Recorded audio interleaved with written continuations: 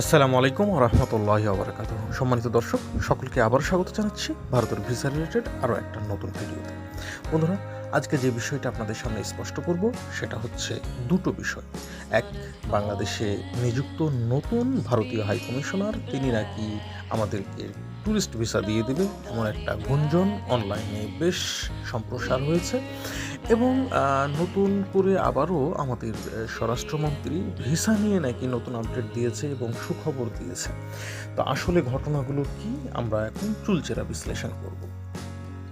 আপনারা সবাই জানেন যে বাংলাদেশে যিনি দীর্ঘদিন হাইকমিশনারের দায়িত্ব পালন করেছিলেন তিনি তার নিজ দেশে ফেরত গেছেন এবং বাংলাদেশে ভারতের পক্ষ থেকে একজন নতুন হাইকমিশনার নিযুক্ত হয়েছে।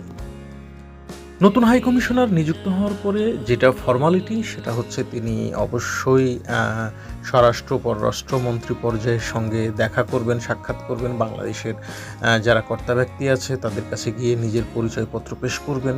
এটা একটা খুব স্বাভাবিক নিয়ম এবং যেটা নিয়মের মধ্যে সেটাই তিনি করেছেন।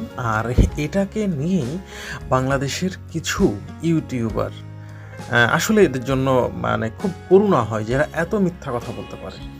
তারা রটিয়ে দিল যে হ্যাঁ, নতুন হাই কমিশনার এসেই ট্যুরিস্ট ভিসার বন্দোবস্ত করে ফেলেছে, আগামী সপ্তাহ থেকেই ভারত ট্যুরিস্ট ভিসা বাংলাদেশিদেরকে দেবে। ব্যাস, অনেকেই দেখা যাচ্ছে এই বিষয়টা নিয়ে সেই সমস্ত ভিডিওগুলোতে আলহামদুলিল্লাহ কমেন্টস করতেছে, আবার কেউ কেউ মনে করেন যে তাকে অকথ্য ভাষাতেও কমেন্টস করতেছে। তো এতে তাদের কিচ্ছু যায় আসে না। তবে আপনাদেরকে বলি, অথেন্টিক নিউজ পেতে হলে অবশ্যই আপনারা আমার চ্যানেলটি ফলো করবেন। তো বন্ধুরা, ট্যুরিস্ট ভিসা নিয়ে বর্তমান যিনি দায়িত্বপ্রাপ্ত হাই কমিশনার তিনি কোনো বার্তাই দেননি এবং আপনাদেরকে আমি এর আগেও বলে এসেছি যে ট্যুরিস্ট ভিসা নিয়ে আপাতত কোনো আপডেট নেই, এই কথাটাই হচ্ছে চরম সত্যি। কিন্তু তারপরেও আমরা পাগলের মতো মানে কিছু থাম্বনেল দেখলেই মনে করি বোধহয় এই আপডেট চলে এসেছে, কিন্তু ভিডিওটা যখন পুরোপুরি আমরা শুনি বা পুরোপুরি দেখি তখন মনে হয় যে না, এই খবরটা আসলে শুধু চটকদার বিজ্ঞাপনের মতো একটা থাম্বনেল, এর বাইরে কিছু নয়। এখন আসুন আমরা জানি যে আমাদের স্বরাষ্ট্রমন্ত্রী কি বলেছেন। স্বরাষ্ট্রমন্ত্রী যেটা ব্রিফ করেছে, ব্রিফটা আমি শুরু থেকে শেষ পর্যন্ত শুনেছি, সেখানে ভারতের ট্যুরিস্ট ভিসা নিয়ে তিনি কোনো মন্তব্য করেননি। তিনি বলেছেন ভারত আমাদের প্রতিবেশী দেশ, ভারতের সাথে আমরা সুসম্পর্ক বজায় রাখতে চাই, হ্যাঁ, এবং আঞ্চলিক নিরাপত্তার স্বার্থে অবশ্যই প্রতিবেশীদের সাথে একটা ভালো সম্পর্ক থাকতে হবে, এই বিষয়ে তিনি আলোকপাত করেছেন। এর বাইরে কিন্তু তিনি কোনো কথা বলেননি। কিন্তু কারো কারো মতে এটাই নাকি ভিসা নিয়ে সুখবর দিয়েছেন তিনি। না, তিনি কোনো ভিসা নিয়ে সুখবরও দেননি, কোনো দুঃসংবাদও দেননি। তো এটাই হচ্ছে ভারতের হাইকমিশনার এবং বাংলাদেশের স্বরাষ্ট্রমন্ত্রীর মোট ব্রিফিংয়ের মূল কথা।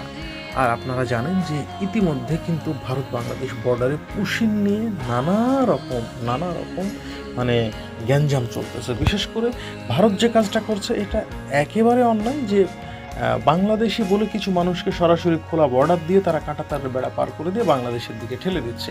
এইভাবে কখনোই কোনো পৃথিবীতে কোনো দেশে এরকম কোনো নজির নাই। এই যে রোহিঙ্গারা যেটা করেছিল সেটাও যেরকম অন্যায় ছিল, এটাও আর এক ধরনের অন্যায়।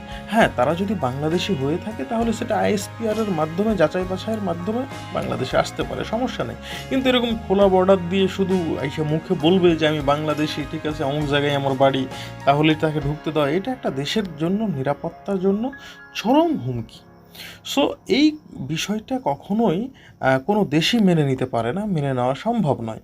আর ভারত যেটা আমাদের সাথে করছে এটা চরম অন্যায় এবং এই কারণে কিন্তু বাংলাদেশে ভারত বিদ্বেষ ইদানিং খুব বেশি পরিমাণে বেড়ে গেছে।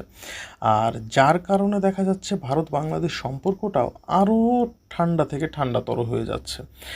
সো বন্ধুরা, আমরা আশা করছি এটার একটা সুষ্ঠু সমাধান হবে। কারণ বর্ডারে এসে কেউ নিজের পরিচয় দিয়ে যদি বলে আমি আপনার দেশের অধিবাসী, তাহলে কিন্তু এটা প্রমাণ হয়ে যায় না, ঠিক আছে? এর জন্য কিন্তু ডকুমেন্টস দরকার হয়। হ্যাঁ, এমন হয়েছে যে বাংলাদেশ থেকে তারা ভারতে চলে গিয়েছিল, তারপর ভারতে ডকুমেন্টস তৈরি করেছে, এরপর বাংলাদেশের সমস্ত ডকুমেন্টস তারা ধ্বংস করে ফেলেছে। এখন কি করার? এখন করার হচ্ছে যেটা আন্তর্জাতিক আইন মেনে অবশ্যই আইএসপিআরের মাধ্যমেই তাকে বাংলাদেশে ব্যাক করতে হবে, দুই দেশের সম্মতিক্রমে। এইভাবে কখনোই এক দেশ থেকে আর এক দেশে নাগরিককে পুশ ইন করার কোনো সুযোগ আন্তর্জাতিক